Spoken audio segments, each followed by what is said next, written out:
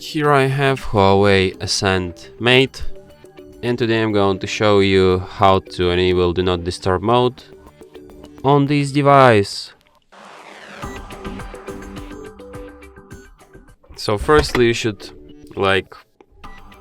know that there is no such thing as Do Not Disturb mode on this device, but there's some kind of analog to this. You can access these sound profiles here by going to more, and here you can just put your device on silent and mute all sounds notifications that way. You can't really adjust it. You can only just disable sounds and notifications that way, and yeah.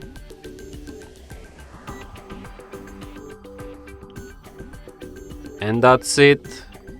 Thanks for watching. If you find this tutorial useful, don't forget to hit that like button and subscribe to our channel.